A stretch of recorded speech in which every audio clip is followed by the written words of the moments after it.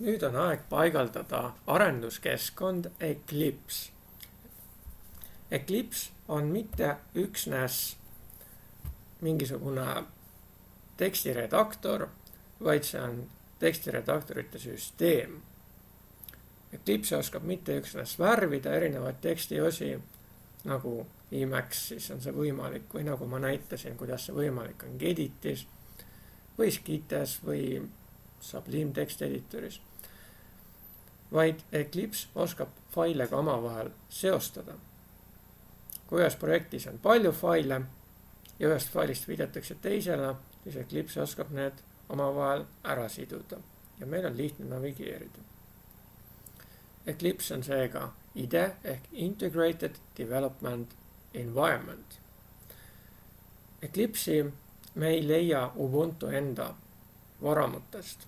Õigemini me leiame, aga seal on mingisugune mitteametlik versioon 3.8. Eclipse'i saamiseks tuleb minna Eclipse'i kodulehele. Seal on kirjutatud ka, mis see Eclipse üldse selline on. Eclipse'i kodulehe aadress on eclipse.org.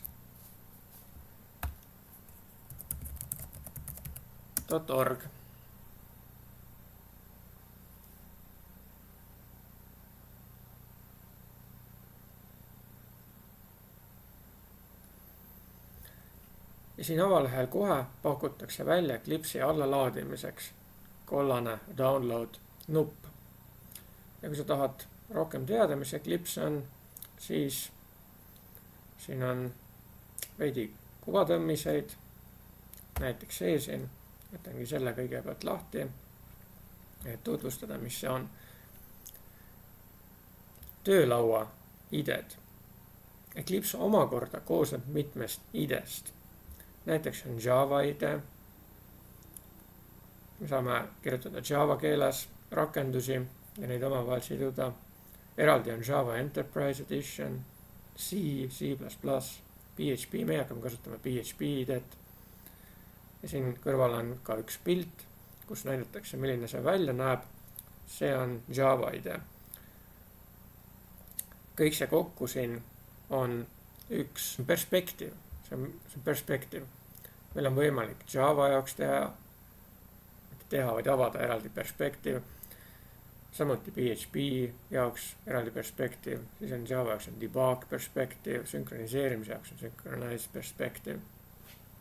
Ja üldine perspektiiv mis tahes programmeerimiskeele jaoks on resource perspektiiv. Ja üks perspektiiv koosneb erinevatest vaadetest, mida inglise keeles nimetatakse view. See siin on package view, package explorer, siin on kõik paketid, Java paketid. Siin keskel on editor view, me näeme lähtekoodi. Kui siin vasakul package exploreris teha topeltklikk mingisugusel failil, näiteks Java failil, siis siin keskel avatakse see. Siin all on mitmesuguste teadaannete view, näiteks veateadete osa ja programmi konsooli osa. Siin paremal pool on outline, näidatakse millistest osadest see fail, mis siin lahti on, koosneb. Ja siin on üleval näha menüü. Uuema Eclipse'i versiooni puhul enam seda menüüd siin näha kohe ei ole, vaid tuleb hiirega liikuda päris üles välja, siis ilmub see menüü Linuxi peal siis. Eclipse on võimalik ka niimoodi installeerida, et ma näiteks panen selle serverina püsti ja sina võtad masinaga ühendust ja lood siis seal oma keskkonna.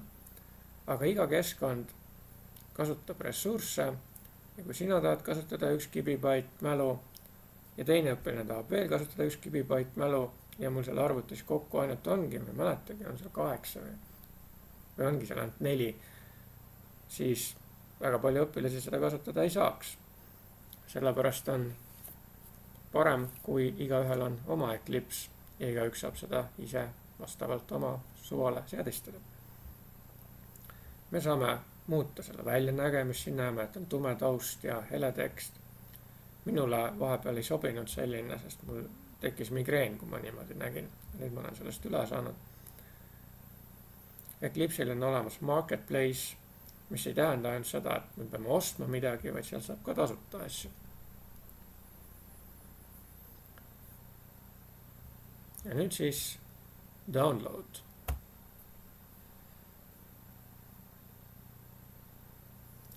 Ja siin järgmine nupp on omakorda kollane.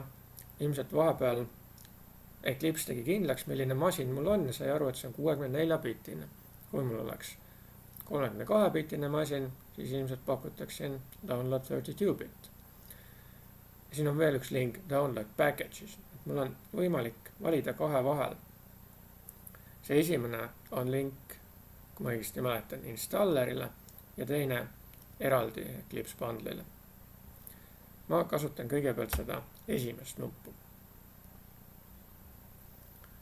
Ja siin pakutakse veel ühte kollast nuppu ja näidatakse, kus kohast hakatakse alla laadima, kui ma sellele kollasele nupule vajutan. Me saame seda muuta, klikkides select another mirror. Ja siin näidatakse, mis on selle faili nimi, mida sa alla hakkad laadima. Ma kasutan seda põhilist nuppu. Kindla peale minek.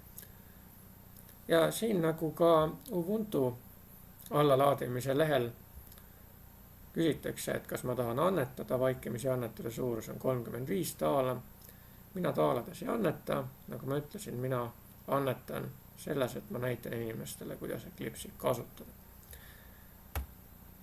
Ja avan selle Archive Manageriga.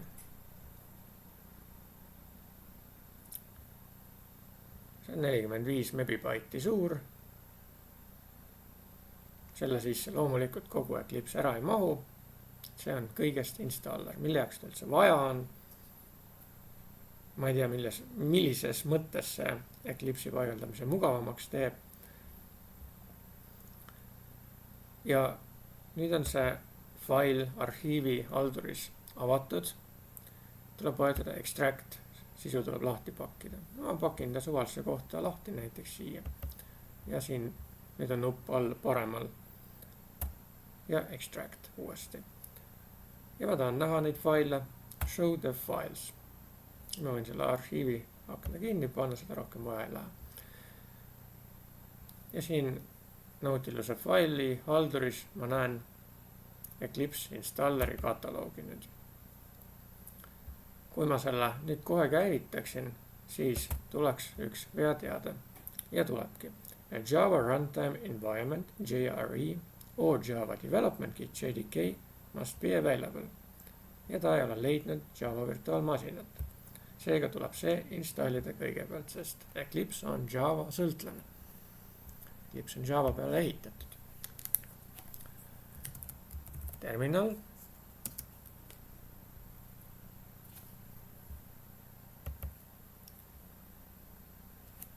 Sudo apt install open JDK 8. Muide, kui ma 2 korda tääbi vajutan, siis on siin loetelust näha ka OpenJDK 9. Aga selle 9. versiooniga Eclipse ei tööta. Seega meil tuleb vanemat kasutada.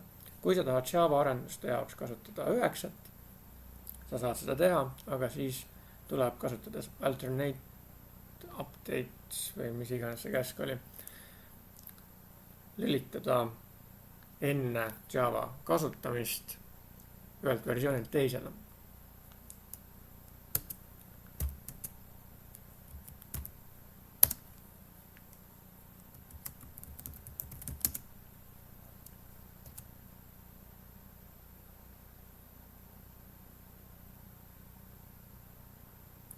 Kui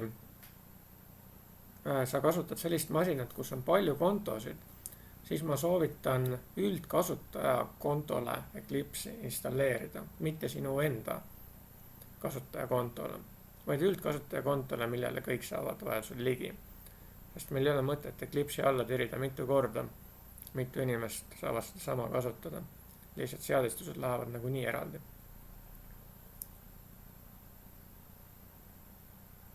näiteks osadesse masinatesse 302 panimegi algselt niimoodi, et õpilane konto peal oli Eclipse ja ka inimesed, siis õpilased, igaüks tegi endale konto ja käivitasid kõik home õpilane Eclipse alamkatalogis seda. Nüüd on Java Runtime Environment installeeritud, saame ka kontrollida Java version ja näeme, et see on 1.8.0. ja kui ma nüüd käivitan Eclipse insti, siis see läheb käima, enam seda veateadet ei tule. Aeg-ajalt Ubuntu viskab selliseid teateid, võime ju vaadata ka, mis siin sees on, terminal server, aga üldiselt siin mingit kasulikku infot ei saa, et me võime vabalt vajutada continue. Selle nimekirja koostamine võtab sellel rakendusel ka parasjagu aega.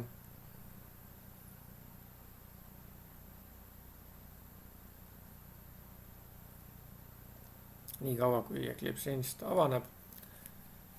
Ma räägin Eclipse'i versioonidest. Eclipse'il on koodnimed nagu ka Ubuntul. 17.04 on Zesti mingisugune Z-tähega. Huvitav, millise tähega tuleb järgmine, sest nüüd on tähestiku tähed läbi saanud ja oktoobrikuus saame teada. Tegelikult ilmselt on see info juba praegu kuskil üleval. Eclipse'i versioon viimane 4.6, see on Neon. See on ka tähestikulises järjekorras. Enne Neoni oli Mars, enne Marsi oli Luna, enne Lunat oli Kepler, enne Keplerit oli Juno, enne Junot oli, ma ei mäletagi, kas oli Io või, ja enne seda Helios, enne seda Ganymede ja kaugemale ma ei mäletagi. Muide peale 3.7 tuli kohe 4.2 vist.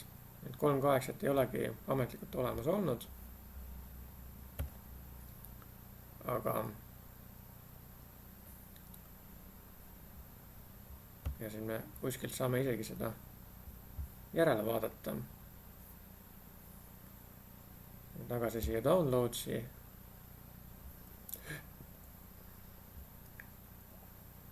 No huvitav, miks see Eclipse inst nüüd siis lahti ei taha tulla. Proovime uuesti. Ilmselt ta ei saanud aru, et ma käivitada püüan. Ja see 3.8 on mingi vahepealne versioon, kuhu ei saa eriti midagi juurde paigaldada.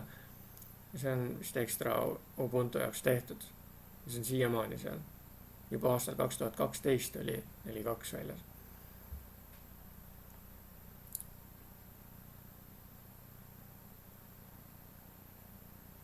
No siin nüüd küsitakse, millist PHP või millist Eclipse'i ma tahan PHP developers ja oma pärast ma saan vajadusel teisi idesid siia juurde panna.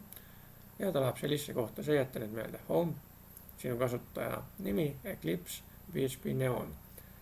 Kui su arvutis on mitu kasutajat, siis näiteks see on see üldkasutaja, kuhu tuleks see installida.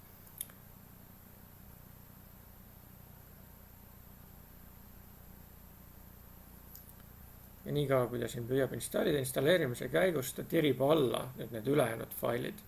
Aga meil on võimalik ka otse need alla tirida ja paigaldada.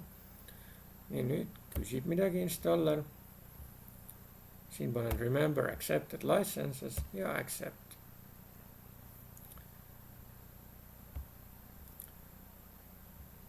Siin me saame ka otse alla laadida, näiteks selle for PHP developers. Valime siis 64-bitise ja downloadi pakime lahti ja pakime kohe otse sinna PHP Neon või kuhu iganes kataloogi me tahame selle lahti ja saame sealt käivitada. Installeerimise käigus lihtsalt see asi tehakse ära, nii et ma ei ole aru saanud, mille jaoks installeerimine hea on. Siin näeme neid erinevaid versioone. Juno oli siis 4.2 ja saame vaadata ka, millised olid vanemad versioonid. Näeme siin, et enne Ganymede oli Europa. F-iga vist ei olnudki ühtegi. või see ei olnud väärt siia nimekirja panemist. 3.3 siis, selle järgi esimene.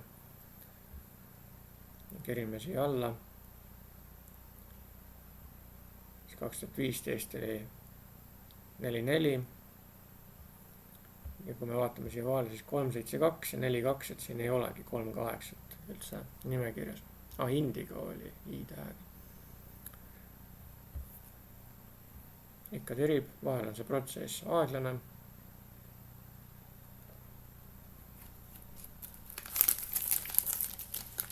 ma olen siin endiselt uudise martsipan.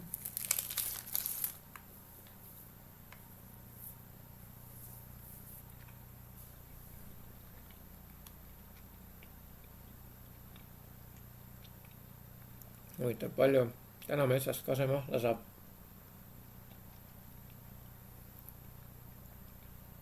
palju ma eile sain üldse? alla 10 liitri. 10 puu küljest. nüüd ütlebki, et installeerimise protsess on aeglasem kui tavapäraselt. saab ise aru sellest. otseühendus on ilmselt Rootsiga, mitte Saksamaaga. aga kui see otseühendus on liiga üle koormatud, siis võib mõni teine ühendus olla kiirem.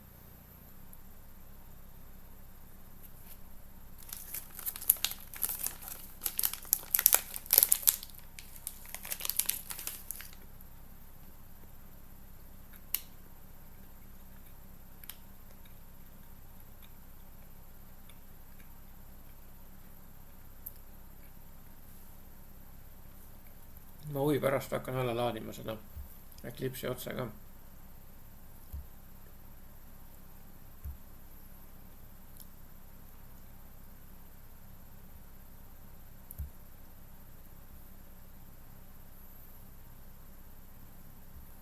võtan selle siit.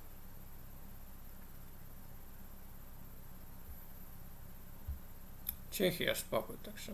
no vaatame, kui kiiresti see tuleb Tšehhiast. siin ma vähemalt näen, kui kaugel see on. siin on progress bar ja save file. päästame faili. 4 minutit näitab siin.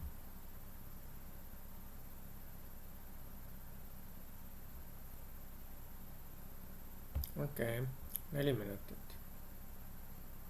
Cancelled. kas ma siit remove ida saan. aga Tšehhiast tuleb 4 minutiga, võtame midagi muud. Select another mirror.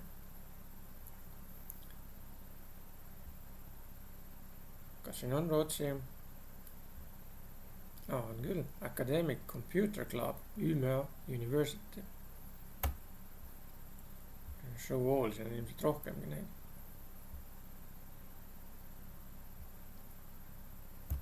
see ei paku mitte save ida, vaid lahti võtta. näeme, et 2 minutiga.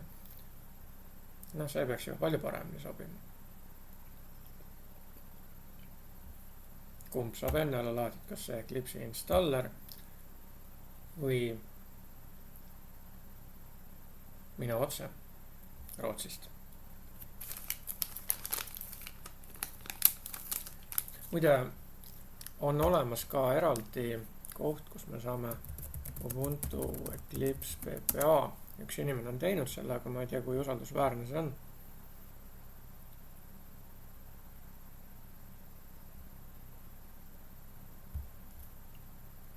siit ei tule see vist otse isegi välja.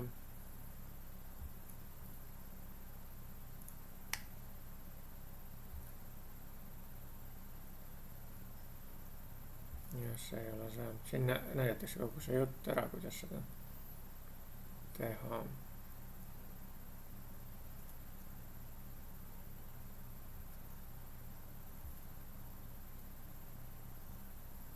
see on huvitav asi. selle proovime ka ära teha. nii, installation failed. miks ta failib? vaatame seda logi faili. ilmselt ka ei saanud midagi kuskilt kätte. Rootsi oma on 1 minuti pärast olemas. seda installerit ei maksagi kasutada.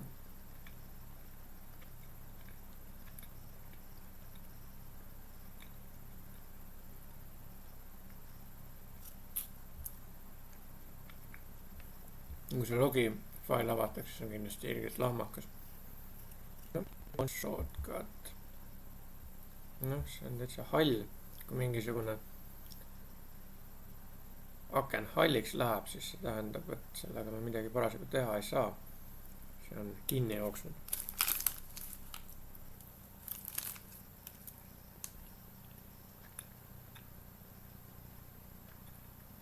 Java XML faili. Okei, panen selle installeri kinni. Sellega on ära tõestatud, et Eclipse installer ei ole usaldusväärne. No ei ole. Juuli vaja. No, kinni ka ei taha minna. Läks kinni.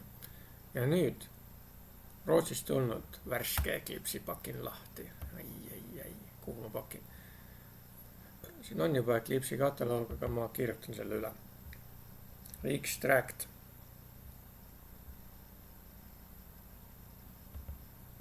Completed successfully. Jah, see kinni. Ja nüüd vaatame, kuhu see. Oi, siin pole mitte midagi. See on vale asi. See ei saa olla see. Ai. Otse siia pandi. Nüüd seda PHP Neon alamkataloogi meil ei olegi vaja siin. Selle ma võin nüüd ära kustutada. Ja nüüd ma saan siit selle käivitada. Aga kui ma tahan, et ta siin käivitusribal ka edaspidi oleks, siis siin see asiaat seletab, et ma võin sellise faili luua. Okei, proovin kohe ära.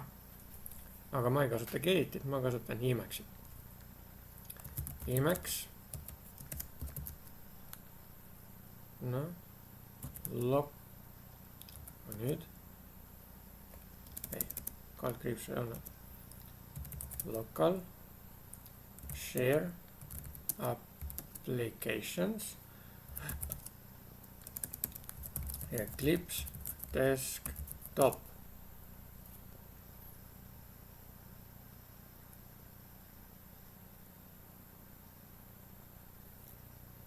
Kõva ketas möllab, huvitav, mis siin toimub. Paigutatakse RAM-ist swap'i ümber tagasi. Virtuaalmasin teeb ikka arvuti aeglaseks. Tundub, et isegi 5 on natukene vähem. Aga nüüd, nagu me kõik teame, tuli Emacs lahti. Ja see on tühi, sest et ma andsin käsu tühja faili jaoks. Ja nüüd ma siis copy-pastin selle jurasid Emacs'isse. No. Nüüd on kõik hall, tubli. Ma ei võta kapist kommi, ma võtan pähklinäpp. See on enamus suhkrut. Jube asi. See on selline asi. No. Aga Ctrl Y töötab.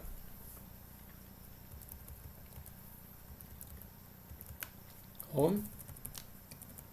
Ja siin muidugi ei ole seda Java Marssi. Minul on Bscope ja Eclipse. Terminal false, icon. Bscope. Kuidas sai kustutada sõnakaupa Emacs'is? Vaatame, kas siit otse pakutakse mingit. Jeerum küll. Kill up to the end of a word. Kill word. Meta D. Okei. Ma tahan seda username'i kustutada, seega ma vajutan meta ja D. Oi. Ma panin meta M. See viis rea algusesse. Kuidas me saime paremale liikuda, see oli meta ja F. Ja nüüd siia, meta ja D. Ja kustuski ära. Juhei, ma on see ka vaja kustutada. Alt-I. see icon XPM on siis see fail siin.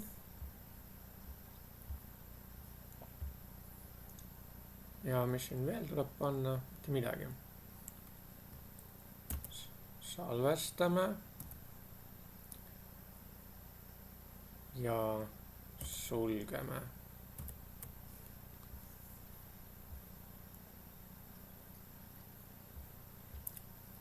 ja mis nüüd edasi tuli teha?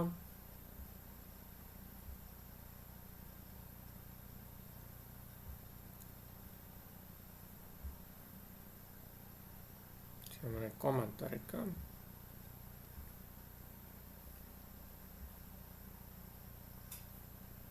huvitav, kas see töötab, siis see on Marsi kohta.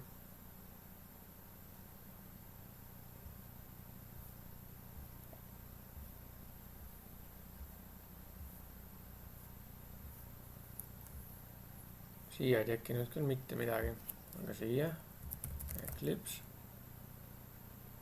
Ahoo, siin isegi on juba application'ite all.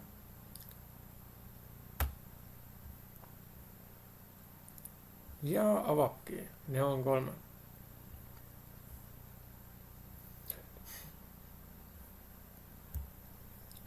muidu, kuidas ma talle näitasin seda. võtan kätiga seal lahti. mis ma nüüd tegin? What did I do? Oh. nii, ma tahtsin näidata, mis on sees on. Type application, sellepärast ta näitas application'ite all seda. nii, aga nüüd uuesti. Eclipse lahti. Kustutasin selle teekonna workspace'ini ära, mis oli vaikimisi määratud. Home Bscope Workspace. see jätta meelde, siin hakkavad olema sinu projektid. ta võid siia panna ka midagi muud.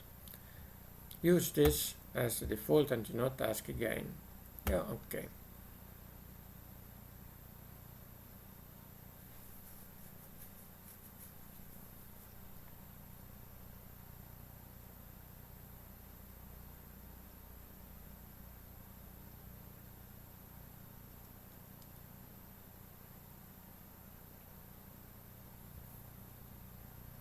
Welcome.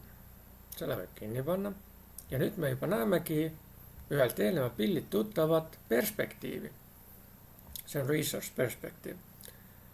ja kui ma tahan valida mingi teise perspektiivi vahel, nimetan selle siit eest ära, siis siia üles tekib menüü, window, perspective, open perspective ja siit ma saan valida näiteks PHP perspektiivi.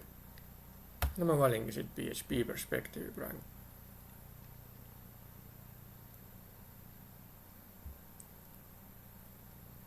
see ongi PHP perspektiiv, jah.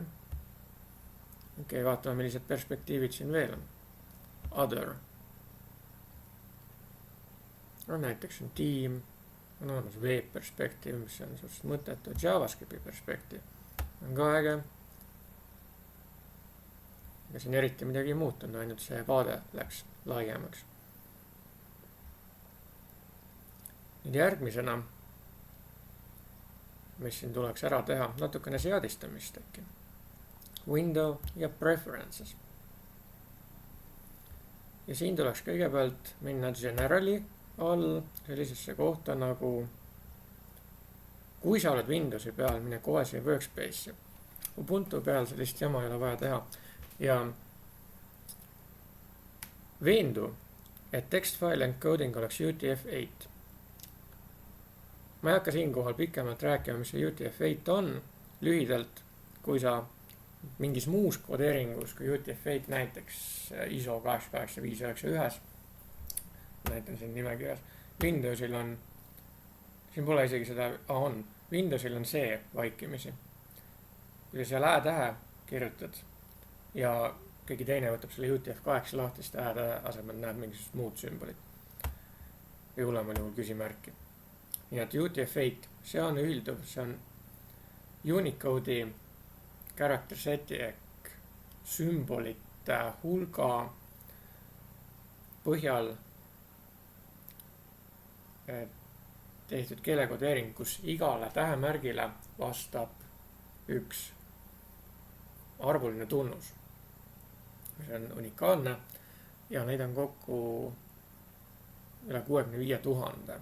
Sinna mahuvad kõik maailma keeled ära. ISO 88591 on nii väike, et seal isegi õ-tähti mahu siis, või vist mahub, aga neid, seal on niimoodi, et esimene osa on sama kõikide nende erinevate ISO keelekodeeringute puhul, aga teine osa, mis on üle 7 biti, on erinev. Niimoodi, et kui sa kasutad ühte keelekodeeringut, kirjutad näiteks ä ja siis kasutad teist keelekodeeringut, siis sa saad hoopis mingisuguse muu tulemuse. Kui sa UTF-8 kasutad, siis on tulemus alati sama.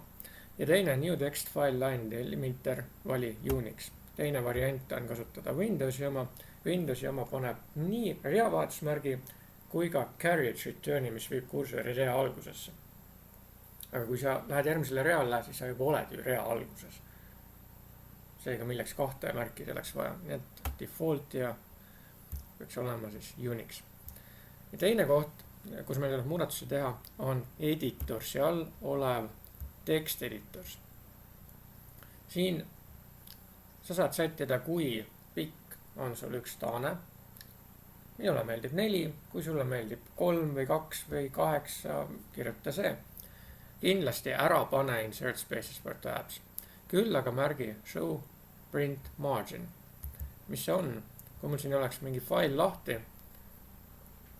siis ma näeksin ühte halli joont siin, millest üle ei tasuks minna. Et see on siis nagu kunagi koolis algklassides oli vaja joonida ruudulised vihikud, siis oli äärejoon. Kui üle selle läheb, siis tasub hakkida seda rida. Siin öeldakse, et see joon tuleb 80 märgi järel. 80 on suhteliselt mõistlik laius. Kui sa tahad näiteks lähtekoodi mingil põhjusel välja printida, siis see mahub ära paberile. Ja show white space characters. Minule näiteks on jube kasulik näha neid tühimärke ka. Siin configure visibility näeme, millised need tühimärgid on. Space, ideographic space, see on siis non-breaking space, ehk see on tühik ja tühikule järgnev osa ei viida järgmisele reale. Taane, siis rea algusesse minek, carriage return, kes mäletab trükimasinat jõudsid lõpuni, siis lükati rea algusesse ja siis ta läks järgmisele reale ja siis järgmist rida trükkida. Miks carriage return'i siiski veel kasutatakse? Ma ei tea, miks tänapäeval seda kasutatakse, aga aastaid nii 40 tagasi oli seda vaja, et näiteks mingisugust rida maatriks printeritel või kuskil teha rasvaselt ja trükkida uuesti üle. Okei, siin ei ole vaja midagi muuta. Edasi üks oluline osa on keys. Need on otseteed. Siin on kõik võimalikud otseteed nende käskude kohta, mis on siin Eclipse'is olemas. Näiteks copy line. Control Alt down. Ma arvan, et see siin ei tööta, see tuleb ära muuta. Aga seda me saame testida hiljem, kui meil on juba olemas mingisugune fail. Siis siin PHP all ka unik asju, mida me saame seadistada. Code style'i all on näiteks formatter, kus me saame ise määrata, missuguseks Eclipse peaks formateerima, kui me kasutame automaatset vormindust. Aga kui me siin midagi muudame, siis see peab olema kõikidel üks ja sama. Okei, mis siis veel? Siin väga olulist ei ole, saad ise siin neid seadistusi läbi näppida ja proovida, kui sa tahad. Ja kui see sulle nii väga meeldib. Siin üleval on ka väiksed ikoonid, siin me saame perspektiivide vahel valida. Ja nüüd selle sama Eclipse'iga on vaja hakata kasutama Mercuriali. Aga selle jaoks on eraldi video. Et ma arvan, et siinkohal tasub need otsad kokku tõmmata. Ma siia praegu ühtegi projekti ei loo, seda ma teen eraldi videos.